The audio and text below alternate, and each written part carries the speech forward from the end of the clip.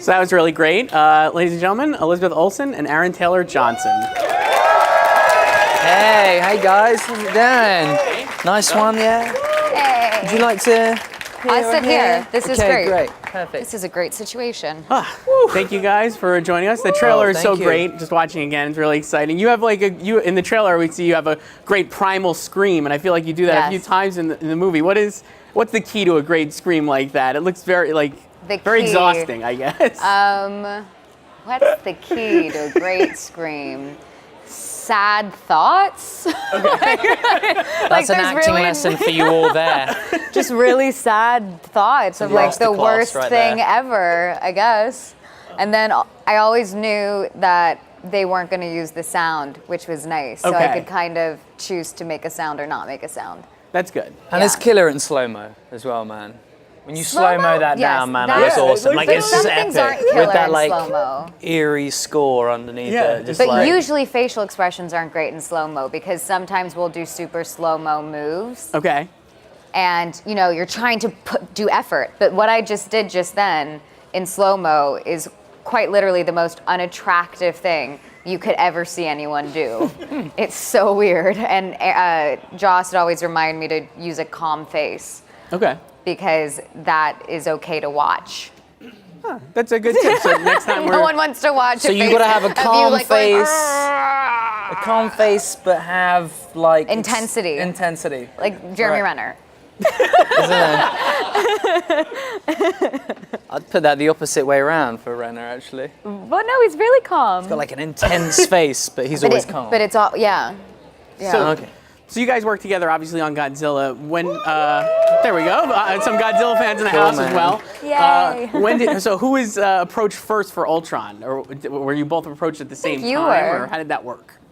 You had a meeting with Joss first. I had a meeting with Joss actually before I stepped foot on set on Godzilla. So it was a big, long year process of kind of conversations and talking about it, and you know they were obviously pulling all the main cast from everywhere, trying to book their dates and what have you. So I had plenty of time to be hanging out with the Marvel guys and, you know, talking about the character and what have you. So, but yeah, it was quite early on, and that sort of gave us time or gave me a lot of time to look at the material and research about Quicksilver and ask a ton of questions. And my main fear was, you know, like what would I possibly, you know, what impact can our characters have in such a huge ensemble cast and such huge superheroes and what have you? And he had a very, you know, interesting thread for our characters throughout, and that it's quite a poignant roles that they have, especially Scarlet Witch. And she, you know, it's really because of her that this whole movie has a whole different angle. I mean, it allows us to dive into each superhero individually and break them down emotionally and look at their darkest fears and what have you. So it was really interesting. So yeah, I was locked and intrigued, and yeah. So your process, what was your process like?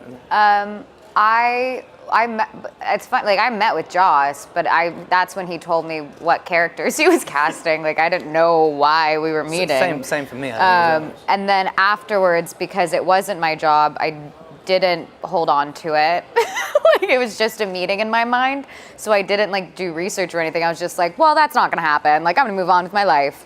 And then got the call 6 months later. 6 months later after we did Godzilla. So you're doing it. And then that was really exciting. And then they gave us like a huge binder.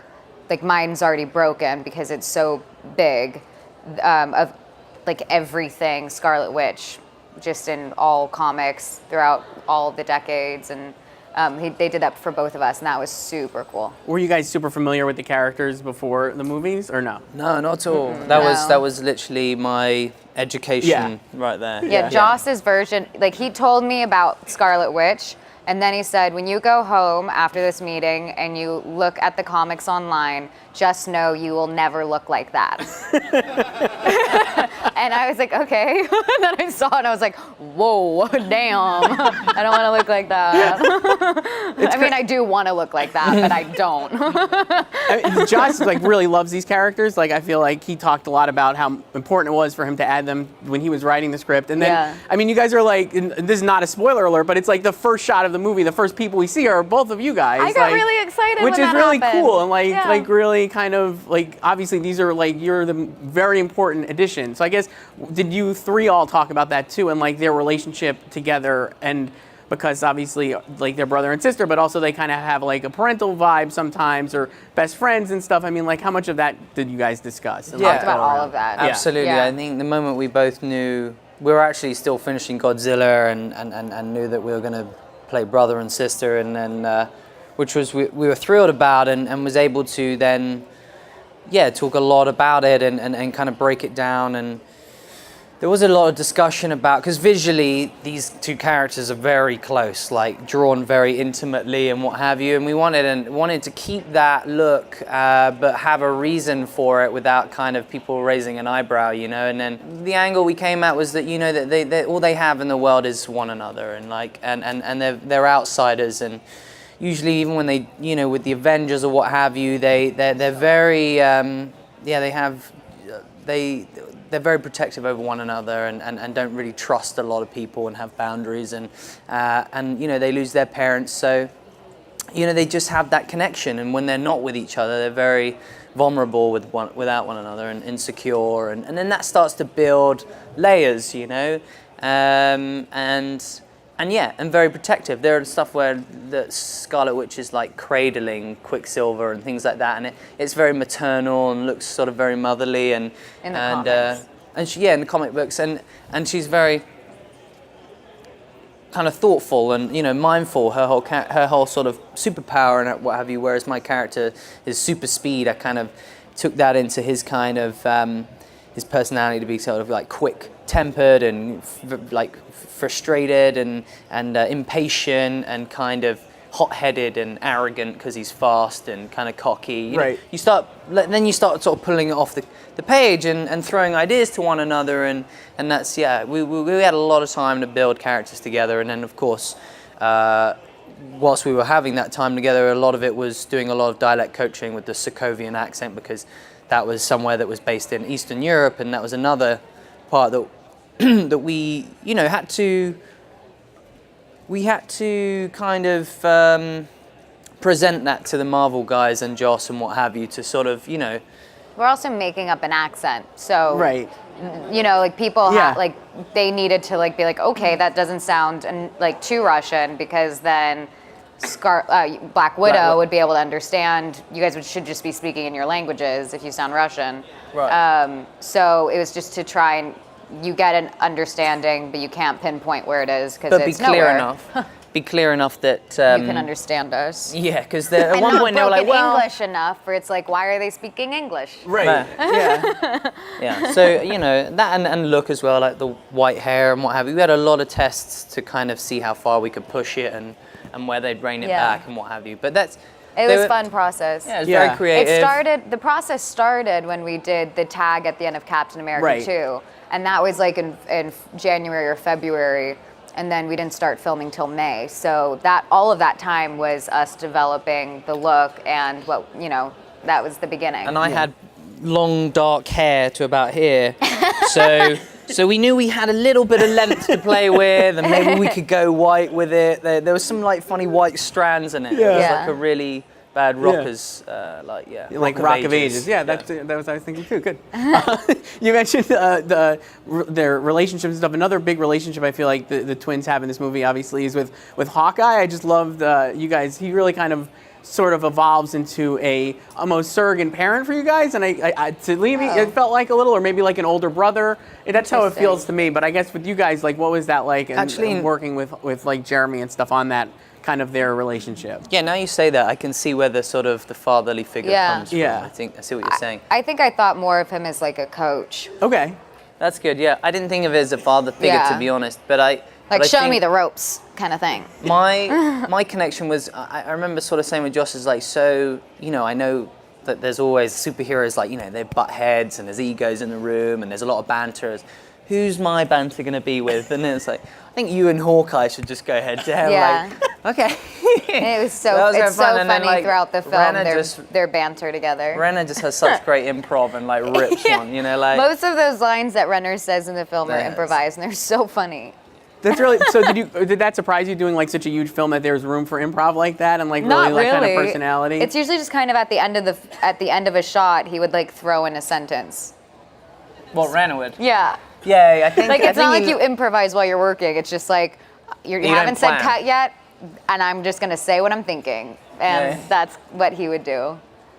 Yeah. Yeah. Do you have like a moment on the set that I guess obviously you mentioned like wrangling all these superheroes and all these major cast members? Was there a specific moment where you were like, wow, I feel like we're a part of this group now? I mean, that kind of in the movie that also happens, but like, you know, for you guys like as actors with that cast. There's a scene when we meet the Vision.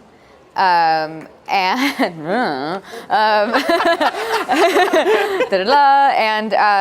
and we're all together, and just filming that was funny and fun, and we were all a big gang, and we couldn't stop laughing. And it was the one time Joss actually, I think, got irritated with us. But he says he doesn't remember being irritated, and it's like, no, you definitely got mad. But we just kept breaking character and laughing. Like, at one point, Bettany couldn't look me in the eye during the scene because we'd both just start cracking up. So that was my favorite moment where I did feel like we were part of, aside from it being it wasn't the film thing, it wasn't our characters, it was more like just as a cast member. Yeah. That was a really special moment. And there are so many moments when you're on set, like fighting at the end sequence, when everyone's dressed up, battling. You're just like, this is happening, you know? This is crazy and awesome and magical. Like, it's movie magic to the nth degree. It's really special. Yeah, I feel like watching it too, you get that, like, even like having seen the first film, obviously, like, it's like, oh wow, like this is really happening again, like all these amazing actors and like characters that like are iconic characters just all fighting together and they get and stuff. funnier and they get more interesting. Yeah. It's really cool how Marvel's, what they've mapped it out, and everyone's characters just get deeper and deeper. And like you said, like what you love about them is all the banter and all the bouncing off each other. When you get all of them together, it's just so fun. Yeah. Yeah. I like that, you know, you've invested so much time, you know, personally in Tony Stark and Captain America and Thor, and then to kind of see them all collide, and then again. And also it's the second, so having them as the sequel of Avengers, they're actually a team that like they fight together now. Like, so when you see that, it's kind of like a spectacle, you know. It's kind of incredible to see how they kind of gel with one another, and then they're like, you know, so it's kind of pretty badass. Do you guys remember seeing the first Avengers for the first time? Like, where were you? Where were you? Like, do you remember? I was working in Serbia. Okay. And I saw it, and I don't think they have good manners for like cinema there. So they were like, there are people talking the whole time, and it was very frustrating. I was very thankful that it wasn't dubbed. Right. Okay. That's probably why they were talking. They probably had no understanding. No, there were the subtitles, but they're talking the whole time. Yeah, my dad was visiting. We saw it together. Did you ever imagine you would be in the sequel to Avengers at that point? Never, right? Like what? No. Why? Like, I don't. What? I'm still confused about all of it. I can't remember whether I was in London or wherever or what cinema it was, but I watched it. Yeah, I loved it. I remember being super like impressed that how even Joss managed to kind of convey each character with without undermining one another, you know. Like, I found that just I was like, how on earth is one superhero not going to look inadequate to the other, and then just, you know, and thinking Loki was like a fantastic baddie, and how he could hold his own against like 4 or 5 movie stars that are also superheroes, and then having that Hulk moment. Like, it was just the right amount of like banter and humor, and then I was thoroughly the Thor punch is the best. Yeah. The Hulk Thor punch. I always That's right, wanted Grand to do Sense, that to yeah. Aaron sometime. We'd be on set and he'd be like, but why don't we do this? Why? And I just want to go, What was it like seeing Joss then up close? Like, I mean, like directing this, like he has red hair. keeping Yeah, this. real, I know what he looks like. about, yeah.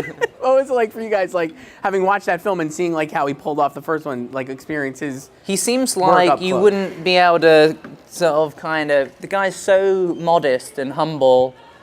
I remember actually first time I met him was actually at the Toronto Film Festival, and he'd just done, did you do Much Ado? Mm-hmm. Yeah. Yeah, right, and then, sorry, someone else said, yeah, it was Much Ado about, Ado, was yeah. it? Was it? Much ado about nothing. And Yeah. yeah, and he sort of sauntered out and was just sort of chatting to me and Sam, and then for a while, and then Seamus McGarvey was there, who shot Avengers. He shot yeah, Godzilla as well. yeah, and Godzilla, and then it all sort of quickly sort of came into place, and I was like, what? I didn't even like register like this sort of very kind of humble, very casual, like modest guy, who was just talking about I just did this small little indie, that's what I'm here for, and then yeah, it was just incredible. I mean, he's such a nice so guy. many voices. He does talk in riddles. Well, that too, but That is he's the also hardest can thing. be a lot of voices. Like he knows everyone's character so well, and he was amazing to work with. Like we would come on set, and I would ask him questions about new pages that we're going to film like later on in the week, and he'd be in a totally different world with totally different actors, and he would just be able to switch and understand exactly your arc. And there are 11 main characters, I think, in this film. Right, yeah. He literally is a genius. Like he puppeteered It's the so whole hard. thing, and how he writes, he literally like steps into the Iron Man suit and then like verbalizes in Tony Stark Yeah. kind of way, and then he'll like be like Ruffalo, and he'll just jump in and out like it's like a sort of a beautiful form of bipolar or something. But he is genius. Yeah. Like I don't know how on earth you look at this and go like from a director's perspective and go, I have no angle on where do you even begin Yeah. to tackle this kind of a Yeah. thing. I think we have a clip that we could show from the movie. It'll feature you guys. Shocker. But let's take a look. We're in this one. You're in this one. Very nice. That we get to see the accent or hear the accents there. It's So pretty cool. I just want to You, point oh, yeah. You out. hear the accents, yeah. I just want to point out that's kind of how the script was written. So you kind of go, it's funny, Mr. Stark. It's what's comfortable. And then what's the next line? I don't know. It was really weird. I'm like, it's funny, Mr. Stark. It's what comfortable. It's comfortable. It's how. What do you want me to do with that, Joss? I'm confused. And then he'll like, explain. Literally everything would be in like little like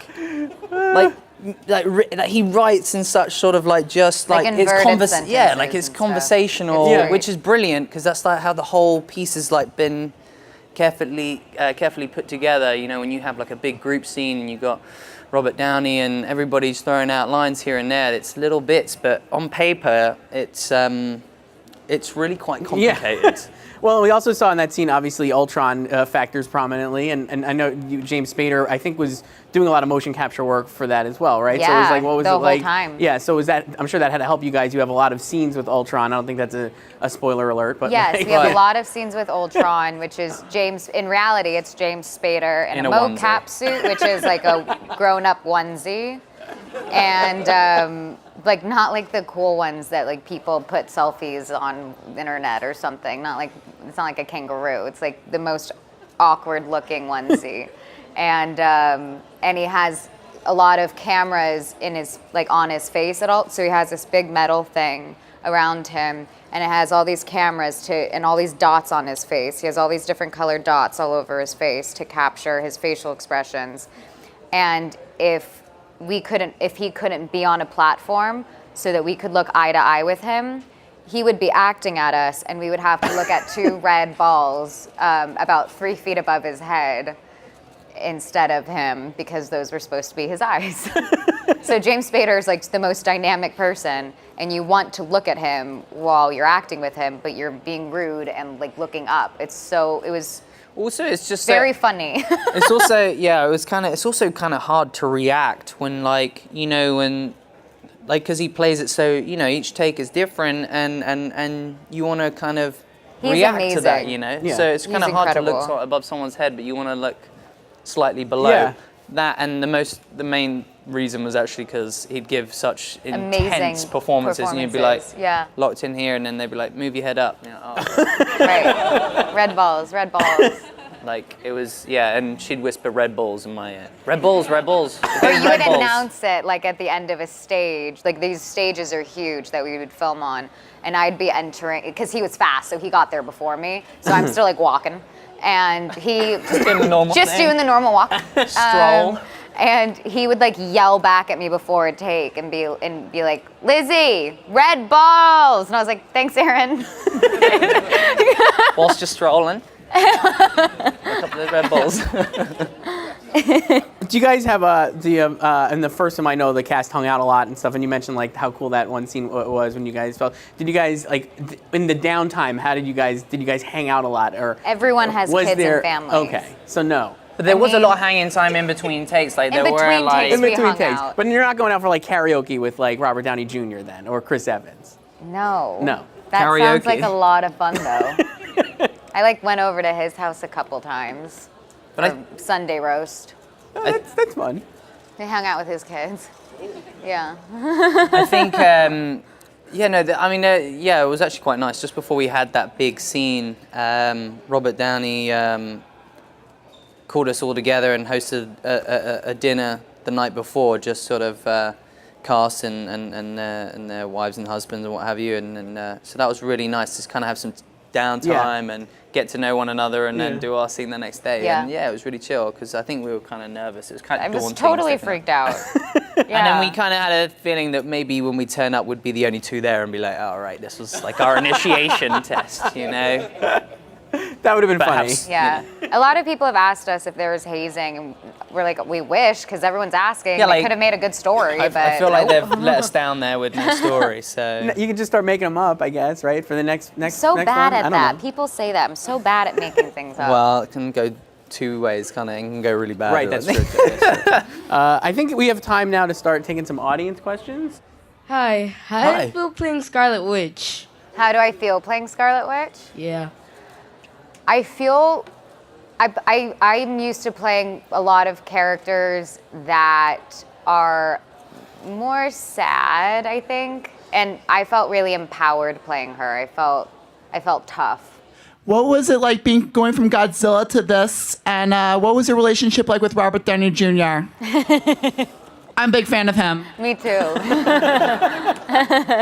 I'm a huge fan of his too. So it's very surreal, and especially when you see him in their very iconic, character that they're playing as well, and to be working with him. But he's awesome, man. He was really just weirdly kind of embodied that kind of role of sort of a sort of. It was like a maternal, like a father figure, sort of a leader. Like the way that he pulled us together for that dinner was very much like a nurturing, a respectful kind of, a really lovely thing to do that he didn't have to do, and could have kept to himself. But he's actually a lot of fun, really sweet. Actually, another memory I had is actually we were on the studios, between some of the studios.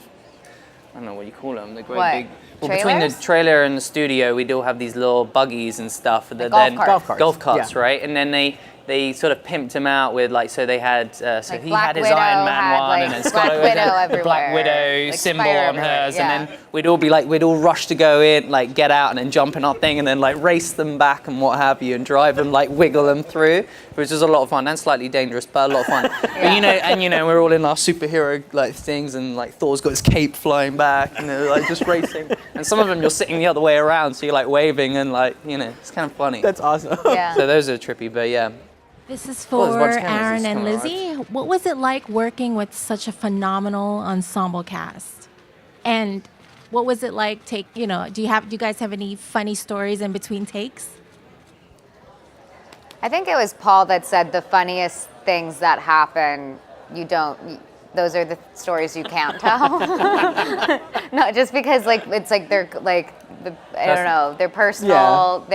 You like keeping some things for yourself, but the story I shared was like the most enjoyable moment when we were all laughing on set and we couldn't keep straight faces. What was the first question? Do you remember? Working with an ensemble like this. Oh, it's great to work with an ensemble, I think, because especially from I mean, I think, you know, when stepping on, it's you've got a lot of actors to bounce off of, and you're not the sort of center of attention, or you know, it can be kind of. I think it's great to be a part of an ensemble. I think I learned a lot. I mean, they're such talented actors, you know, with Jeremy Renner and Mark Ruffalo and Paul Bettany and Samuel L. Jackson, and it's like the list goes on and on and on, and everyone had like crazy amazing movies coming out at that time too. Like Foxcatcher was about to come out.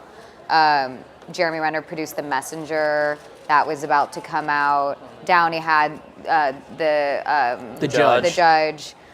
Scarlett had Lucy, and that creepy one. So there are actors that do movies that come out. No, but they were like amazing films that were coming out while we were filming this film, and you're reminded about the body of work that collectively this cast has that has inspired me my whole life since I was a kid. So it feels crazy to be.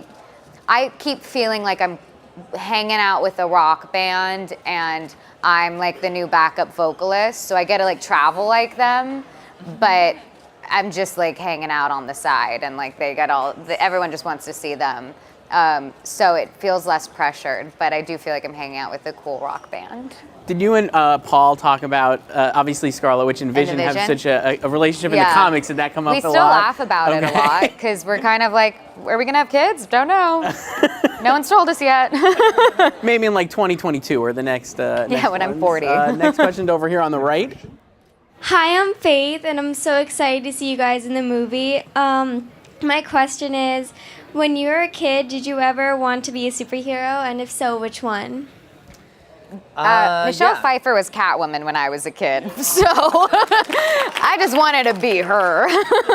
And I was a big Star Wars nerd, so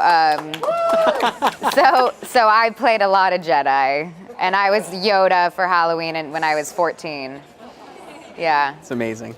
Picture, right. Oh, no, we didn't have it today. Sorry. It's just a girl in a mask is all it is, a Yoda mask. Hi, Erin. Hi, Elizabeth. My question, well, obviously, Erin, you played Kick-Ass, so it's not your first superhero movie.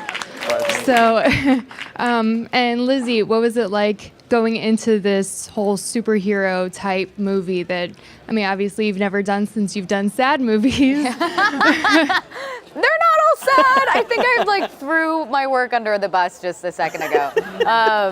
They're not all great, but it's a new skill. It's very strange to film one sentence and a head turn for a long time. That's not something I was very comfortable doing. Having done one, I'm really excited to do another, because it's just you just learn as you go, and it's definitely an acquired skill to film these movies. They're totally a different world. I went straight into doing more of like a character piece right after, and it was like, whoa, we're gonna work on like 6 pages today. Crazy. Like we were doing 2/8 of a page for a day. So they both are really fun in different ways, but it's just a new skill. I don't really know how to. It's challenging, yeah. It's like. And you're like saving the world like every day.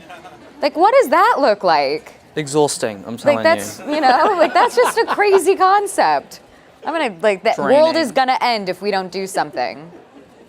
Go, And all the running. I mean, that's very exhausting too, right? Yeah, actually, what's fun is I actually got to have a superpower this time. So, yeah, and ironically, I don't actually like running that much. So, and that's what I do most days. But it was a lot of fun. It was, it was just it was a lot of fun, and like Lizzie said, it is a very technical way of shooting, and can be quite. You'd have to kind of retrace your steps of where you are in the scene, because you could shoot the beginning and then jump straight to the middle. And we were changing the script every day. Like we would be reshooting things we had already shot because the script changed. So now we're like, wait, how did we get here? Well, Captain America, like he was over there, and now you guys are teaming up in the same place. So we're deleting that. Yeah. We're gonna make something up. But don't worry, because we're shooting this first, and then we're gonna go back. Sometimes we would do a scene, and they wouldn't have written this scene before. Wow. So you wouldn't know quite so how we you're wouldn't be entering. like, well, how'd that end? Yeah. So when you saw the finished movie, like, what were you like surprised at how well it I was? literally said, "Oh, that's what we were making." Oh, I get that. There was a whole lot of stuff that when I could read, I was like, you lost me. Or there's like a whole chunk where I'm like, it's all fighting, and you're kind of like, those sound like cool kicks. I don't understand though. And then also, they didn't know how to write Scarlet Witch's powers, so they just said, Scarlet Witch wiggly woos. She does a wiggly woo. And it's like, there's a wiggly woo, and then Ultron, and this goes off.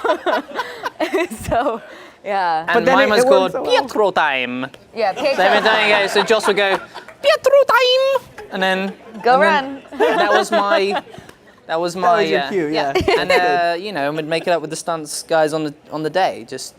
Yeah, it's fun because you just keep changing, and it keeps it fresh, and you'd always have new surprises, and everyone's so much fun to work with.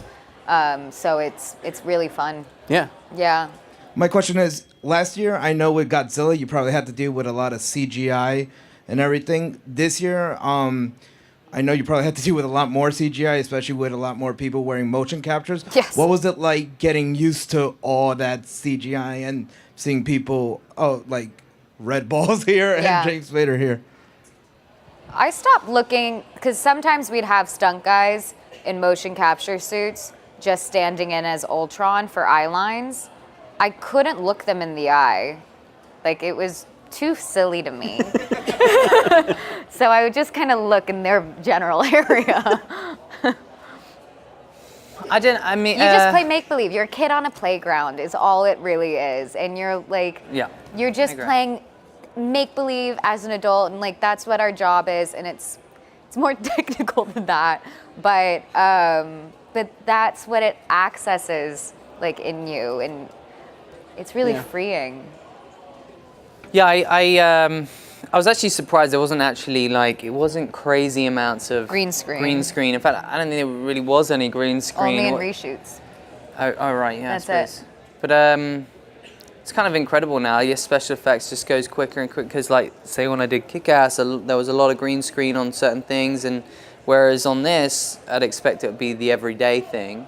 But we'd actually shoot on a lot of locations and have real buildings that we're going to blow up, and that because they were going to demolish them a week later. So they're really blowing up things, which helped because the whole scenario is very surreal, and it's fantasy and what have you, and you've got superpowers, but where you're running around is actually a real environment, and there are cars blowing up and really loud gun noises.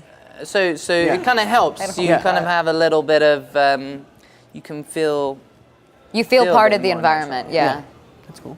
Hi, I'm really excited. I was just wondering if you could talk a little bit more about how you got into acting and how you came into this profession. I went to school in New York.